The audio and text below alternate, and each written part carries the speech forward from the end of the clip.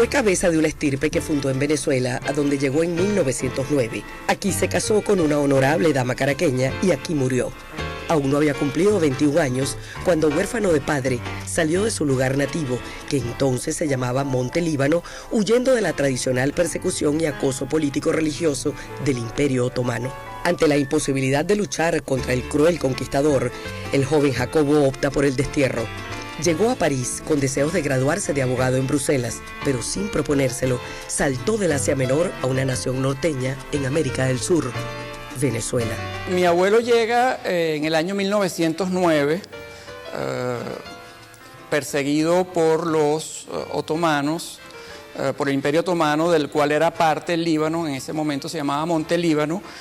También por esa misma razón, los que llegaban de esa zona los llamaban los turcos, porque eran evidentemente pues parte del el Imperio Otomano, que era el Imperio Turco, que llegó hasta el año de 1918, al final de la Primera Guerra Mundial.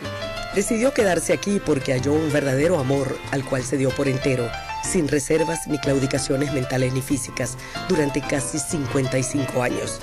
Y porque supo aplicar las enseñanzas razonadas recibidas en el hogar y en el ambiente universitario de los sacerdotes jesuitas.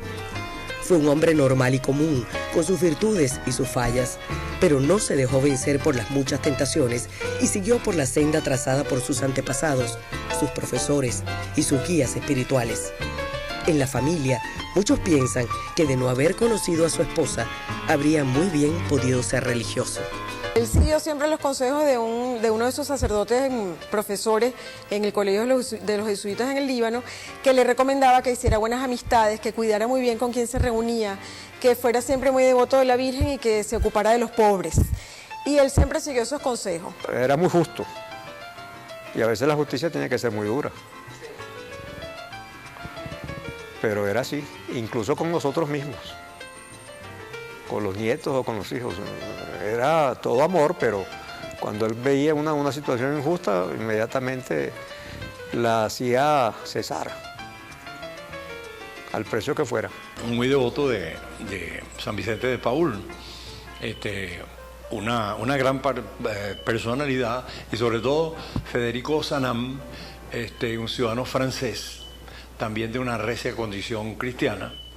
Él se inspiró mucho en estas dos personalidades. Yo creo que en cierta forma, o en gran parte mejor dicho, el ejemplo de San Vicente de Paúl y de Federico Sanam guiaron mucho, orientaron mucho la vida de don Jacob Dibb, lo inspiraron. Su formación procedía de su niñez en el seno de una familia maronita que, como Iglesia Católica Universal, junto a otras comunidades seguidoras de Cristo y de su Evangelio, constituyen el Patriarcado de Antioquía y de todo el Oriente, fundado por los apóstoles Pedro, Bernabé y Pablo.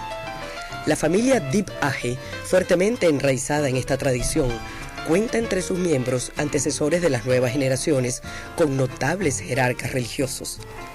El matrimonio entre David Canaan Dibb y Marie Aje, originarios de Delepta, celebrado con toda la pompa del rito maronita, engendró varios hijos, algunos de los cuales fallecieron niños debido a las penurias y falta de ambiente saludable por las persecuciones otomanas. El 17 de diciembre de 1893 vino al mundo Jacobo. La familia Dibb, desde hace más de 400 años, ha estado muy involucrada con la iglesia al punto tal de que el primogénito de la familia, y eso consta en papeles, hay documentos al respecto, el primogénito siempre llevaba el nombre de Pedro o de Pierre y era sacerdote. Eso era una tradición. Era una familia muy numerosa, todos tuvieron varios hijos y muy unida desde el principio. Era prácticamente impelable todos los domingos reunidos en casa de mis abuelos. Y así crecimos, en un ambiente muy familiar, de mucha unión, y se ha mantenido. Incluso después de la desaparición de mi abuelo, seguimos con la tradición de reunirnos por lo menos un día al año, que originalmente se hizo el día de San Jacobo, todos los descendientes.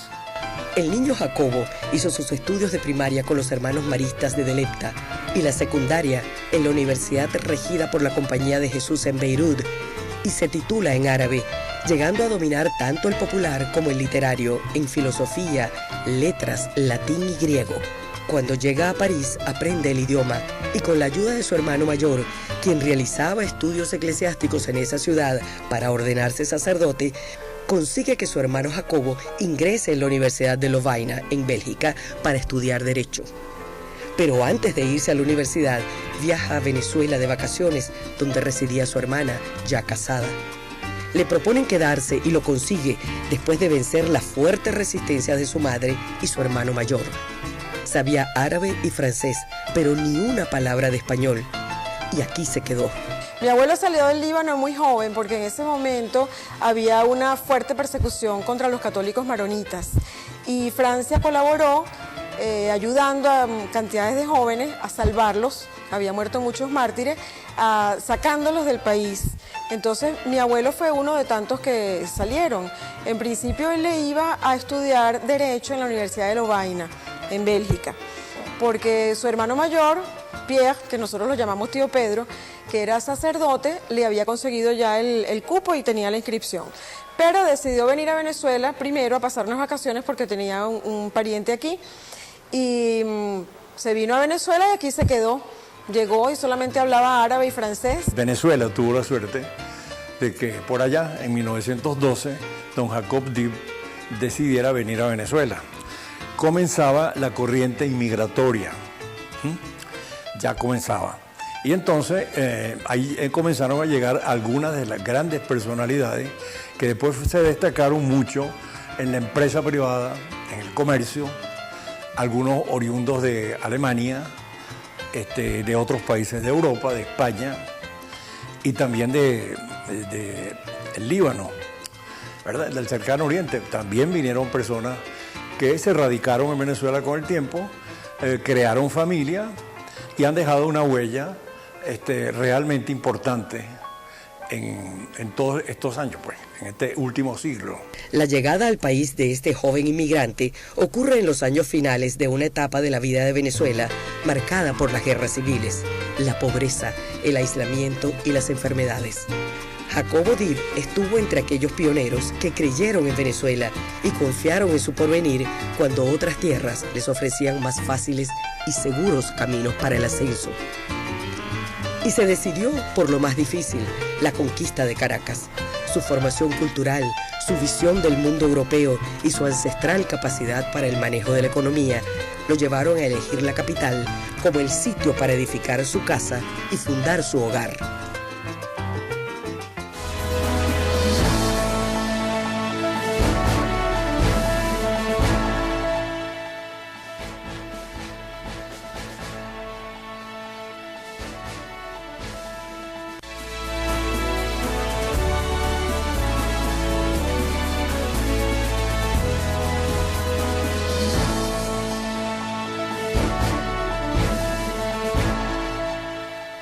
Se propuso aprender a la perfección el idioma español para escribirlo y hablarlo como si fuera su lengua de origen.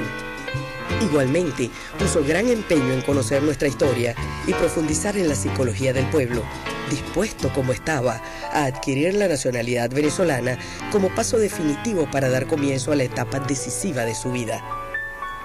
Quiso ser un caraqueño más y llegó a manejar el lenguaje cabalístico que utilizaban los caraqueños enemigos de Gómez a fin de burlar la vigilancia policial y burlarse del dictador.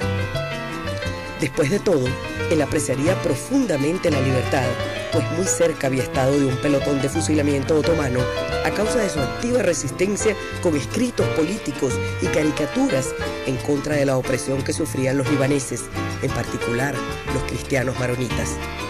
Aún así, Venezuela tenía para él una especial atracción. Era un muchacho muy respetuoso y muy bueno, además era muy buen mozo, que también influye.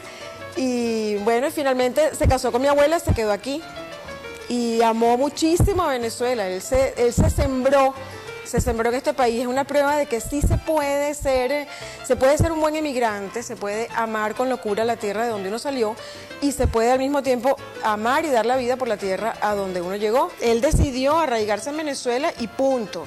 Entonces, él se involucró con la vida comercial del país, con la vida política, con la vida de la iglesia. Mi abuelo contribuyó muchísimo con muchas congregaciones y con instituciones de la Iglesia Católica en Venezuela, y él amaba tanto este país que era su patria. Él era venezolano. Mi abuelo llegó de 17 años a Caracas. Me dice que le encantó Caracas. Con el tiempo Farcén lo invitó a ser partícipe del negocio que ya tenía establecido, que se llamaba el Gallo de Oro, que era un negocio muy famoso de la época. Y mi abuelo me cuenta de que como ya su papá había muerto, él se atrevió a desobedecerle a su mamá y quedarse en Venezuela. Él nos dice que si su padre hubiera estado vivo, jamás se hubiera atrevido a quedarse aquí. Pero bueno, así empezó, se quedó aquí de comerciante en vez de estudiar Derecho y estableció una familia bellísima. Y hoy en día hay más DIV en Venezuela que en el Líbano. Jacobo, amante del teatro y la música, pronto comenzó a captar y apreciar los ritmos venezolanos. Y aún torpemente, no perdía ocasión para sacar a bailar a cuanta damita de su aprecio se atravesara en su pista.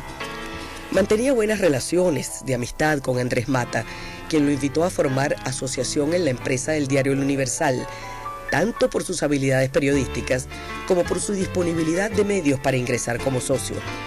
Pero él comenzó trabajando en un almacén, donde era copropietario en la caraqueñísima esquina de San Jacinto, típico de los libaneses de la época, donde se conseguían telas, jabones, encajes y muchos otros productos de importación.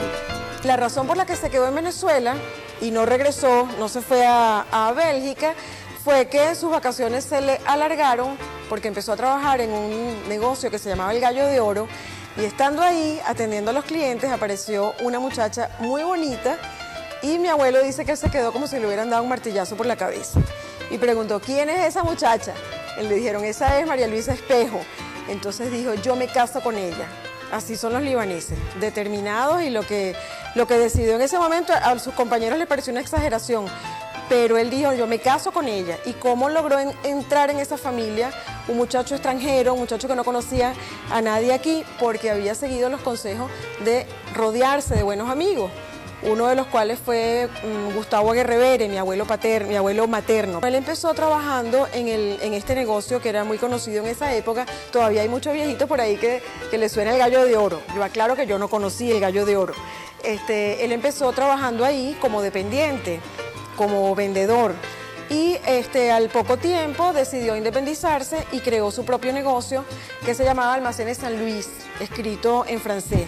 Una dama de los círculos sociales y también, igual que él, de una magnífica formación educativa, cultural y cristiana. Una hermosa mujer. Yo la conocí ya mayor y era una hermosa mujer, encantadora mujer y una madre de familia por excelencia, ¿no? Para todos es un hecho que María Luisa Espejo Fabiani, la bella novia de 1919, fue la más sabia elección que Jacobo Div hizo en su vida. Formaron una familia de 5 hijos, los que han hecho reproducir 3 veces el apellido. Era una dama de notable personalidad, clara inteligencia y señorío espiritual. Ella desempeñó un papel decisivo en las innumerables empresas de presencia cristiana que caracterizaron lo trascendental en la vida de don Jacobo. Ella lo acompañó en aquellos días que corrían lentos.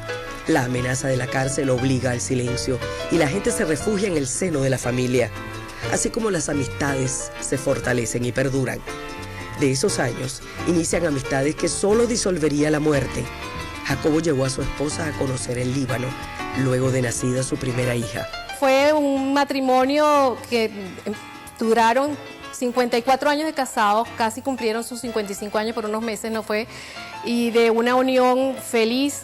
Esa es la imagen que nosotros tenemos siempre de ellos, el recuerdo grandísimo de mis abuelos, dando ejemplo todo el tiempo de un matrimonio unido, de inculcándonos valores, virtudes, sin estarlo diciendo con palabras, sino con su manera de actuar.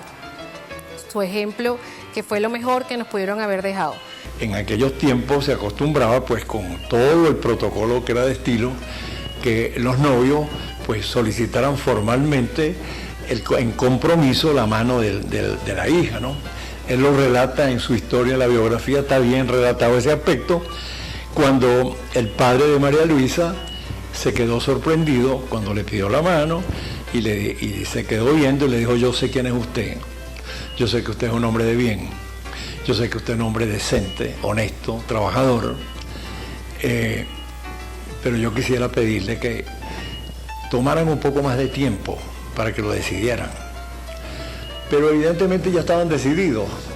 Y entonces se formalizó al poco tiempo y bueno, mira, se contrajeron matrimonio más o menos, creo que fue en el año 1920, por ahí.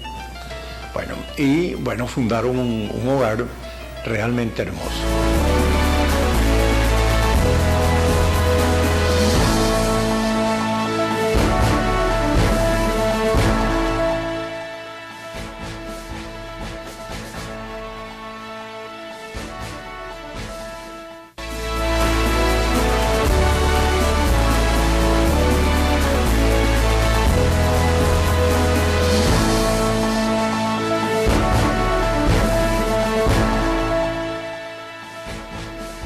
Con el paso de los años, Jacobo Dib alcanzaría una sólida posición económica.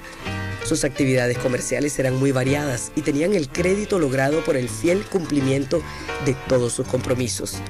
Comenzó desde abajo y a punta de esfuerzo, de ir haciendo méritos, llegó a la cima en un país de costumbres totalmente distintas a las del Medio Oriente y Europa. Primero, su negocio fue en sociedad. Luego tuvo los almacenes San Luis, llamados así porque era profundo admirador y devoto de San Luis, rey de Francia. En el año 1922, por desavenencias con su socio, decide entonces fundar los almacenes San Luis y esas desavenencias con su socio llevaron a un juicio muy famoso en su época que duró hasta el año de 1930 en relación a unos pagarés que no hubo manera de que el socio se lo reconociera a mi abuelo y eso incluso sentó, al final del juicio lo gana mi abuelo con el apoyo de sus abogados, el doctor Carlos Morales y el doctor Carlos Punceles, y ese juicio sentó jurisprudencia en Venezuela y todavía hoy en día en la materia de obligaciones en derecho se ve el asunto de los pagarés, ¿no? Una vez terminado el juicio, que lo ganó mi abuelo totalmente, esto me lo contó mi abuelo en su casa, me acuerdo como si fuera ayer, Farcén se le presentó con uno de sus hijos que era hija de mi abuelo y le pidió como favor pues que no le cobrara intereses ni costas, a lo cual mi abuelo accedió inmediatamente. Y bueno, estamos hablando de cifras importantísimas para la época, pero mi abuelo dice, no le cobré un centavo ni de intereses ni de costas a Farcén, únicamente quería que me devolviera el capital que estaba demandado. Un día llamó a su esposa y le pidió poner una botella de champaña a enfriar. Dijo a sus hijos, desde hoy no le debo un centavo a nadie. Eso fue producto de su honradez, su constancia, su tesón por el trabajo y su fidelidad en el cumplimiento de sus obligaciones. Junto al obispo maronita del Cairo, hermano de Jacobo Dib, invitado por el arzobispo de Caracas, Lucas Guillermo Castillo, en 1957, bendijeron la primera piedra del Colegio San Vicente de Paúl en Guatire. Le dedicó gran parte de su vida al trabajo útil, al trabajo fructífero, no solo para amasar fortuna, y esto hay que destacarlo, sino para hacer el bien, para invertir en obras de bien, de finalidad social. Don Jacobo actuó dentro de la Unión de Hombres Católicos y fue gran animador de la Juventud Católica Venezolana. Fue gran animador en los comienzos de la revista SIC, órgano de difusión católica, y animó los inicios de la UNE, Unión Nacional Estudiantil, llegando a apoyar el periódico El Gráfico, vocero de la democracia cristiana venezolana, pues su hijo hacía parte del proyecto. Sus últimos 17 años de vida estuvieron dedicados a su actividad comercial y apostólica. Su gran preocupación el desempleo. En 1969 celebró con su esposa sus bodas de oro matrimoniales. Jamás solicitó condecoraciones, pero tuvo que recibirlas de varios países y también del Vaticano. Estuvo muy involucrado en el país y en toda la parte política, luchando mucho porque como ya él se había nacionalizado, pues ya él era venezolano. Y había muchísimas reuniones en casa de mis abuelos, en su casa en Santa Eduigi, y se creó el Partido Social Cristiano Copey. Este partido, el nombre, quien se lo da fue mi papá. Esto fue por votación, diferentes nombres que se propusieron, y el nombre realmente que se da a este Copey fue el nombre que había propuesto mi papá, Pedro José Dip. Contribuyó notablemente como seglar en la Iglesia Católica. Estuvo rodeado de la amistad de altas personalidades de la Iglesia. Uno de sus grandes amigos, a quien yo también recuerdo con mucho afecto, fue el padre Víctor Iriarte, un jesuita admirable, pero un hombre extraordinario, que fue amigo personal de él. Y recuerdo mucho también, los ejercicios espirituales en los cuales él participaba y respaldaba, patrocinaba con la Compañía de Jesús, con los jesuitas, a la cual asistían bastantes personas. Mi abuelo, durante la Segunda Guerra Mundial, como buen libanés, desarrolló vínculos importantes con la resistencia francesa. Eso lo llevó a hacer amistad con el general de Gaulle, y por su ayuda a la resistencia francesa lo condecoraron con la medalla de la Legión de Honor. La muerte de su esposa lo fulminó. El 22 de enero de 1982, su corazón se detuvo para siempre. Apenas días antes estaba bien, pero todo termina. La noche del velorio, su familia recibió su última clase magistral. Se muere porque ha nacido, y mientras se vive, hay que trabajar para completar la obra de la creación. Su rostro estaba sonreído y alguien comentó en alta voz lo que todos meditaban en silencio. Se muere como se vive, el rostro es un reflejo. Los honores, el oropel humano, las amistades de compromiso por interés no valen ni hacen falta. Fue escuchado el ruego del joven libanés que vino a disfrutar sus vacaciones y se quedó para siempre. No quiero morir fuera de mi hogar, ni tampoco mortificando a los demás. Y así sucedió.